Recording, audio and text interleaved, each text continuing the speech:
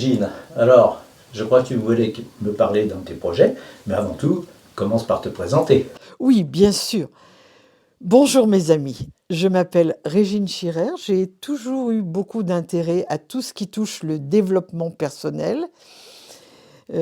Après un long parcours administratif, j'ai toujours mis en balance ces deux intérêts dans ma vie et professionnelle et dans ma vie personnelle.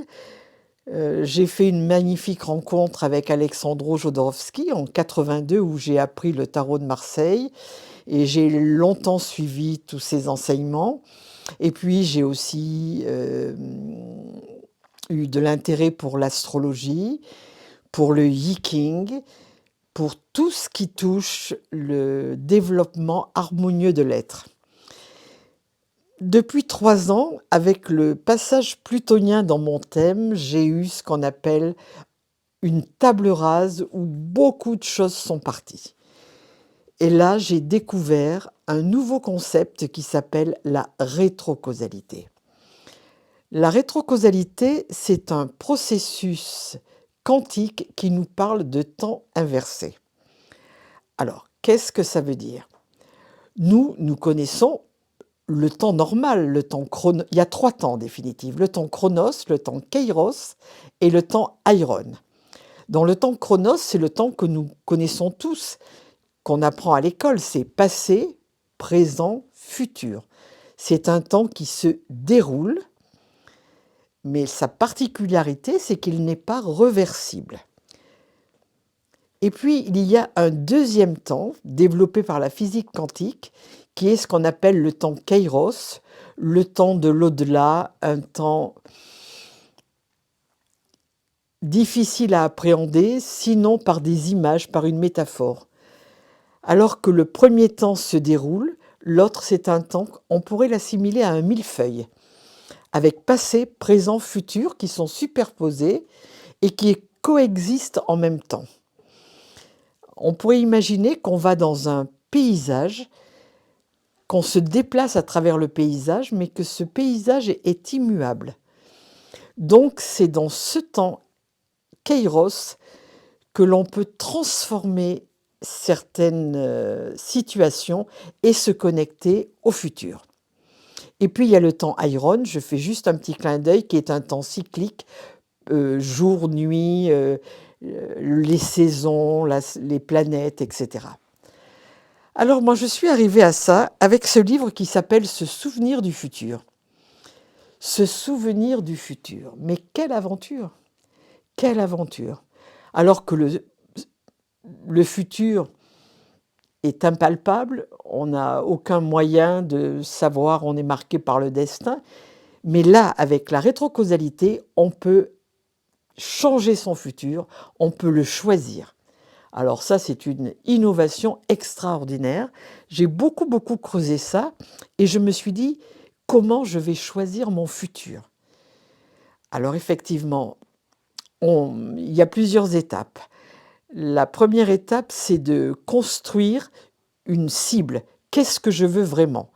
Donc, dans mon futur, qu'est-ce que je veux? Alors, ça peut toucher le domaine de la santé, le domaine du travail, le domaine des relations amoureuses, le domaine de la créativité. Qu'est-ce que je veux changer? Voilà, toute la question est là. Et quand je choisis ce futur, je vais le mettre au présent, c'est-à-dire je vais dire je suis. C'est très important. Alors, je prends par exemple mon cas. Moi, je vais prendre l'option de dire je suis en parfaite santé. Je suis autonome, je vais avoir mes 80 ans, donc c'est très important. Je dis bien je suis, mais au moment où je dis je suis, j'y associe une très forte émotion, parce que quand on passe la barre des 80 ans et qu'on dit je suis en parfaite santé physique, psychologique, autonome, c'est jouissif, c'est se dire j'enlève les peurs, les limites, les croyances, tout ce qu'on nous balance sur le net sur la vieillesse. Moi, je suis dans un futur que je choisis et qui me procure de la joie et de la gratitude. Mais à chaque fois que je dis ça, je redescends dans mon présent, c'est-à-dire que aujourd'hui, le 18 décembre 2024, j'avais pris grand soin de bien veiller sur toutes ces intentions. Alors c'est ce qu'on appelle la boucle rétrocausale. C'est développé dans le livre Se souvenir du futur et c'est développé avec Philippe Guillemant, qui est un physicien quantique. Donc, ça veut dire que nous avons le libre arbitre. Nous pouvons choisir notre futur et nous devons le travailler tous les jours. J'appelle ça un mantra rétrocausal. Alors, ce mantra rétrocausal, tous les jours, je le répète, avec cette projection de ce futur déjà réalisé qui me comble de joie, et chaque jour, je l'actualise en disant que le 18, le 19, je prends toujours le grand soin et je lâche prise. Alors, qu'est-ce qui se passe? Dans ce fameux temps Kairos, je reçois des phénomènes de synchronicité. Qu'est-ce que c'est la synchronicité? C'est deux événements qui n'ont aucun lien causal entre eux, mais qui arrivent, qui provoquent la sidération et qui font sens pour moi. Voilà, ça c'est quelque chose de... C'est comme un GPS. Dès l'instant où le futur est devenu présent, l'univers nous envoie des signes.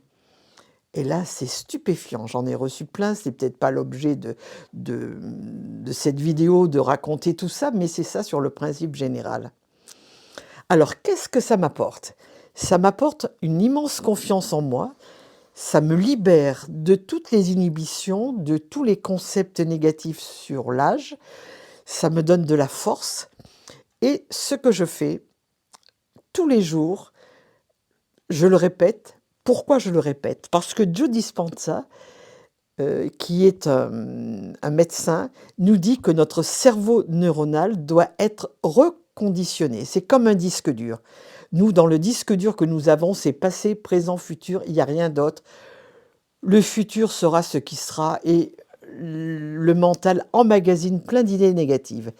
Pour reconfigurer notre circuit neuronal, nous devons faire cet acte de répétition, c'est-à-dire qu'on doit lâcher une certaine personnalité et être une autre personnalité. Donc le pouvoir de la pensée est extrêmement important et il faut minimum 3 à 6 mois pour que toutes nos fonctions neuronales soient remises en action, c'est-à-dire on se crée un deuxième disque dur. Alors c'est très intéressant, parce que Pluton, qui a été la planète pendant 15 ans dans le signe du Capricorne et qui a fait toutes les transformations que vous savez sur le plan des structures, il rentre en Verseau. Alors, ami Verseau, vous allez apprendre tous ces concepts de nouvelles technologies, de nouveaux circuits neuronaux, de nouvelles sciences, d'intelligence autre, future, etc. Voilà. Alors, on est souvent aussi guidé par l'intuition. L'intuition ne vient jamais du mental, elle ne vient que du monde Kairos. C'est quelque chose de fulgurant, c'est une sensation.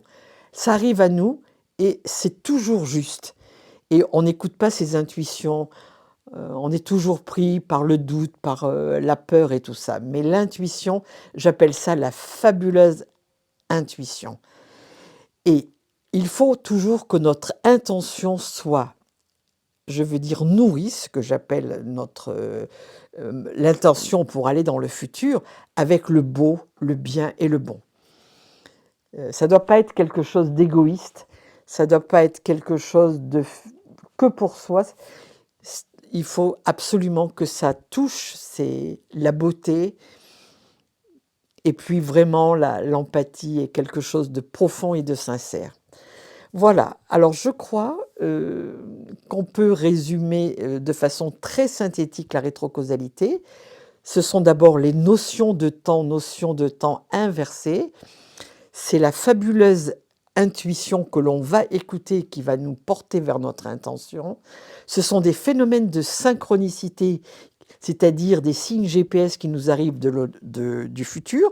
Se souvenir du futur, ça demande un vrai travail de répétition, un vrai travail de conscience et avec un objectif, c'est-à-dire vous imaginez une cible, vous êtes un archer, vous avez votre objectif et aussi un timing. Tout ça ne se réalise pas en claquant des doigts.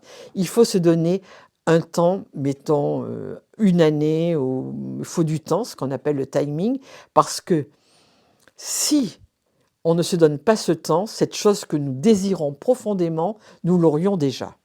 Voilà, donc, et pourquoi on parle au présent? Parce que le futur, par excellence, est toujours quelque chose qui nous échappe.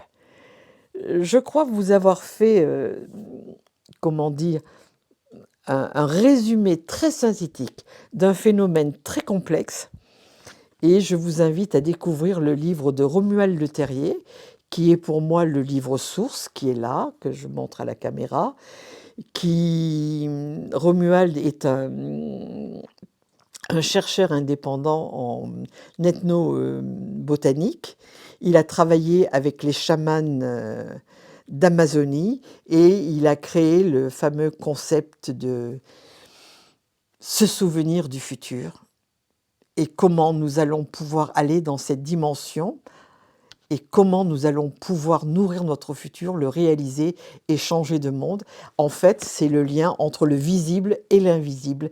Et à partir de là, j'ai l'expérience avec mon mari, Pierre, qui lui, en tant que musicien de jazz, est un improvisateur qui va toujours dans le futur, dans ce monde Kairos, pour créer une mélodie, pour créer une histoire. Et je vois maintenant que beaucoup de choses se sont transformées avec le temps, qu'il est toujours connecté avec tous ces merveilleux musiciens qui l'ont, comme Claude Bolling, comme Dexter Gordon, comme tous ces gens magnifiques. La connexion continue, même au-delà de la mort, c'est-à-dire qu'il y a une continuité de la conscience. Et voilà. Donc, je vous invite à découvrir ce livre et je vous invite à vous découvrir. Voilà le message que je voulais faire passer aujourd'hui. Il est totalement improvisé. Je ne l'ai pas du tout réfléchi. Ça s'est fait comme ça, par un phénomène de synchronicité magnifique. Didier Leplat est venu interroger Pierre sur toute sa très belle carrière musicale. Et moi, je me suis dit, et si je parlais de la rétrocausalité? Donc, je suis venue à vous sans préparation, dans un état de spontanéité et de vérité. Eh bien, merci, Régine.